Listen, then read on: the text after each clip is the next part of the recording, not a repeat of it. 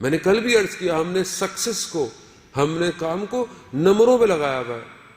میرے بچے کے اے پرسنٹیج آنی چاہیے، اے پلس آنی چاہیے، 90% آنی چاہیے، یہ آنی چاہیے. اسکول بھی یہی کرتا ہے. ہمارے ہاں 5 بچوں کی جو ہے وہ انہوں نے ٹاپ کیا، مگر کسی نے آج تک یہ نہیں لگایا کہ ہمارے اسکول کے بچوں میں فلانا بچہ اپنی نماز قضا نہیں کرتا، فلانا بچہ جو ہے اپنے گھر میں اپنے ماں باپ کا احترام زیادہ کرتا ہے. کہ ہم خود اس نبی کے ماننے والے کہ جس نے یہ کہا کہ مجھے مبعوث کیوں کیا گیا، انما، یعنی حصار کر رہے ہیں رسول خدا، یعنی اس کے علاوہ کوئی نہیں ہے، کہ مجھے جو مبعوث کیا گیا صرف اور صرف مکارم اخلاق کے لیے، صرف اخلاق کو تمام کرنے کے لیے، کمال تک پہنچنے کے لیے مجھے مبعوث کیا گیا. رسول خدا فرما رہے ہیں. ہمارے ہاں اخلاقی تربیت کتنی ہے، اخلاقی میڈل کتنے ہیں ہمارے ہاں.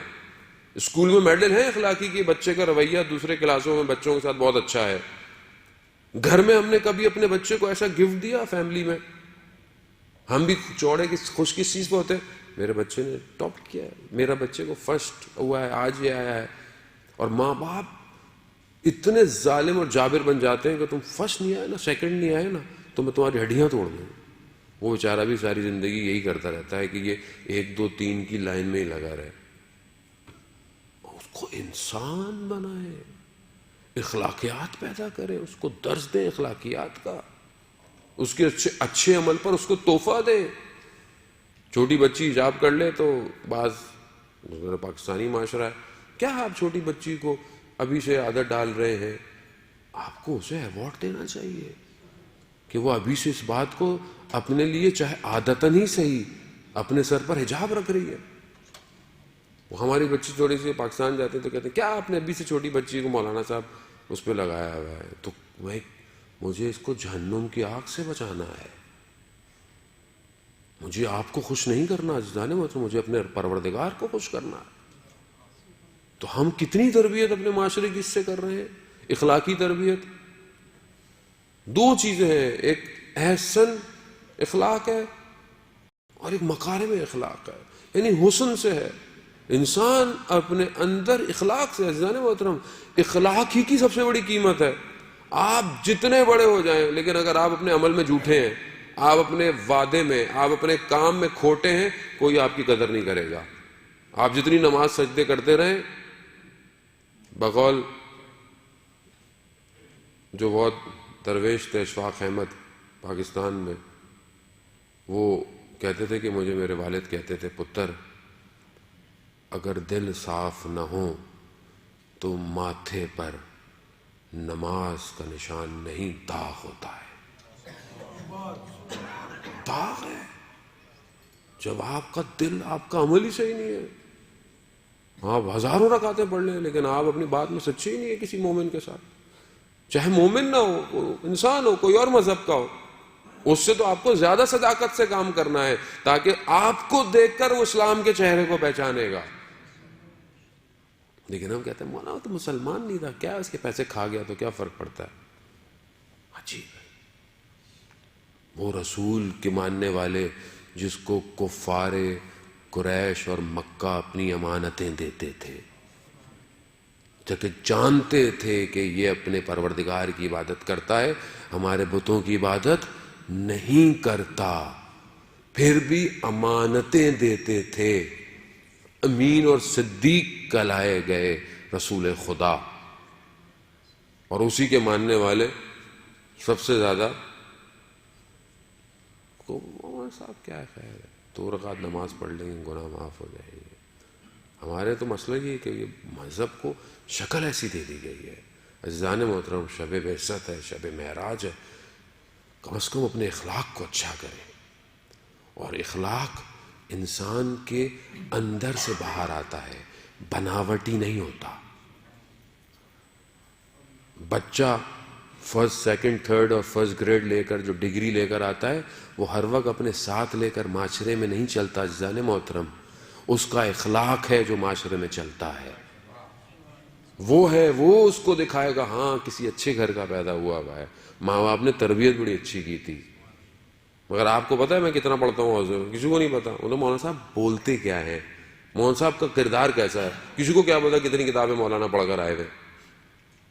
کسی کو نہیں پتا. میں بولوں میں نے فلانی پڑھی کتابوں کو، تو آپ کو نام بھی نہیں پتا ہوں گے. بولے مولان صاحب کچھ بھی پڑھو، ہمیں اس سے کیا ہے؟ اگر آپ ہمارے مسائل حل کر رہے ہیں تو ہمارے لیے ٹھیک ہے، ورنہ آپ پڑھتے رہیے حوضے میں، اور پڑھے رہیے حوضے میں. لوگ پڑے ہوئے ہیں اصل میں حوضے کے اندر، ہل نہیں رہے ہیں. کیوں؟ کیونکہ معاشرے کو درک کرنا ضروری ہے. وہ رسول جو غار حرا سے اتر کر اس کفار قریش اور اس جاہل معاشرے کے اندر اپنے آپ کو منوانے والا اور اس کے ماننے والے، اگر درس اور دین سیکھنے والے اپنے اپنے زندگیوں کے خولوں میں رہیں اور معاشرے میں نہ اترے تو معاشرہ کیسے صحیح ہوگا؟ معاشرہ کبھی صحیح نہیں ہوگا. آپ کو معاشرے کی مشکلات کو درک کرنا ضروری ہے، معاشرے میں رہنا ضروری ہے. جس نے درد کو محسوس نہ کیا ہو معاشرے کے، وہ کیسے دردوں کو بیان کرے گا؟ جس نے خود کبھی تکلیف نہ جھیلی ہو. یہی وجہ ہے رسول خدا نے فرمایا کہ جتنی مشکلات مجھ پر پڑی کسی نبی پر نہیں پڑی. یہ جملہ نہیں ہے صرف عزیزان محترم. آپ کو پتہ ہے بنی اسرائیل کے بین طلوعین کئی سو انبیاؤں کی گردنیں کاٹ دی گئیں، انبیاؤں کو آروں سے سر جدا کر دیے گئے، مگر رسول کیا فرما رہے ہیں کہ جتنی مشکل مجھ پر پڑی کسی نبی پر نہیں پڑی. یا رسول اللہ، کیسی مشکلات تھیں آپ کے اوپر؟ لہو لہان ہو گئے، شہروں میں گئے، شہر طائف میں گئے، لہو لہان ہو گئے. فرشتہ آ گیا کہ اجازت دے تو پہاڑوں کو اس آبادی کے اوپر نہیں، شاید کوئی ایک ہدایت پا جائے. یہی ہوا. وہ ایک یہودی آیا اور اس رسول کے ماننے والے، اور ذرا سی کسی سے ناراضگی ہو جائے تو ہم تو اس کی جہنم خرید لیتے ہیں فوراً. ذرا سا کوئی گاڑی آگے سے تیزی سے گزر جائے تو اس کو ہم قبر تک پہنچانے کے لیے جو ہمارے پاس الفاظ ہوتے ہیں ہم استعمال کرتے ہیں. جانے محترم کس رسول کے ماننے والے ہیں ہم؟ کیسا اخلاق ہے ہمارا؟ جب تک ہم اپنے وجود سے مثبت انرجی نہیں پروڈیوس کریں گے، جب تک ہم پازیٹیو وائبس نہیں کریٹ کریں گے، معاشرہ صحیح نہیں ہوگا. اور ہم معاشرے کو صحیح کرنے کے لیے پیدا ہوئے ہیں، نہ کہ میں اپنے خول میں زندہ رہنے کے لیے. میرا اپنا گھر اچھا ہونا چاہیے، مجھے کیا باغی جلتا رہے. بغداد میں بازار میں آگ لگ گئی، پورے بازار میں دکانیں جل گئی. ایک شخص کی دکان بچ گئی. اسے کہا کہ سب دکانیں جل گئیں مگر تمہاری دکان بچ گئی ہے. تو اس نے کہا الحمدللہ. اب یہ اس نے جملہ کہہ تو دیا، 30 سال استغفار کرتا رہا اسے جملے پر کہ جو باقی جلی تھی وہ بھی تو مسلمان تھے. 30 سال عارف بن گیا. مجھے کیا مطلب؟ مجھے کیا؟ کسی کا غم یعنی غم ہے. مومن، میں نے پہلے بھی کہا، مومن میرات المومن، مومن کا آئینہ ہے. رسول خدا کیوں اترے غار حرا سے نیچے؟ کہ معاشرے کو پروان چڑھائیں. جاہل معاشرہ تھا، بیٹیوں کو زندہ دفنا رہا تھا، کعبہ کا طواف عریاں لباس سے کیا جاتا تھا، کیا کیا رسمیں تھیں اس زمانے کے اندر. رسول خدا نے اس معاشرے کو اس قابل بنایا کہ پھر مدینہ میں پہلی اپنی حکومت کو قائم کیا اور دور تک اسلام کے پیغام کو پہنچایا. اس میں کس کا کمال ہے؟ میرا آپ کا کمال ہے؟ یہ اس رسول کا کمال ہے کہ جس نے اپنے اخلاق سے اپنے اس خدا کے پیغام کو دنیا تک پہنچایا. آج آپ پوری دنیا میں دیکھ لیں، جو ٹائم زون ہے، ہر تھوڑی تھوڑی دیر بعد پوری دنیا میں اذان ہو رہی ہے، اشہد ان محمد الرسول اللہ، صلوات اللہ صلی علی محمد وعلی محمد. خوب یہ رسول کا کمال ہے. خوب اس کو اپنے گھر میں پیدا کریں. جانے محترم اپنے بچوں کو اخلاقی تربیت سکھائیں. ٹھیک ہے دنیا جہان کی چیزیں پڑھائیں، ضروری ہے، میں نے کہا پڑھنا ضروری ہے، لیکن بچے کو بیٹھیں کہ بیٹا بزرگ سے ایسے بات کرتے ہیں.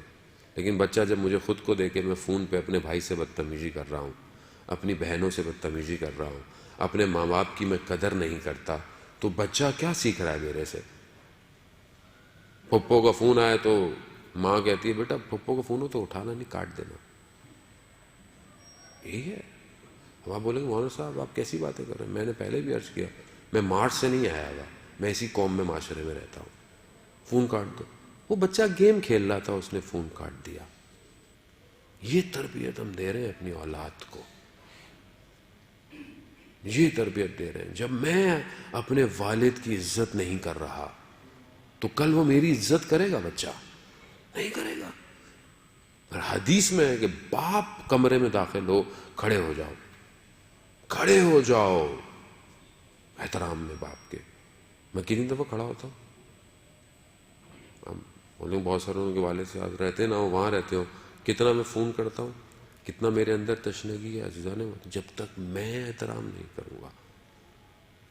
میں نے اپنے بچوں سے خود سنا کہ جب ایک آدھ دفعہ میں نے ذرا سی اونچی آواز میں فون پہ بات کی، میری بیٹی خود میرے پاس آئی، کہتے ہیں بابا ایسے دادو سے بات کرتے ہیں.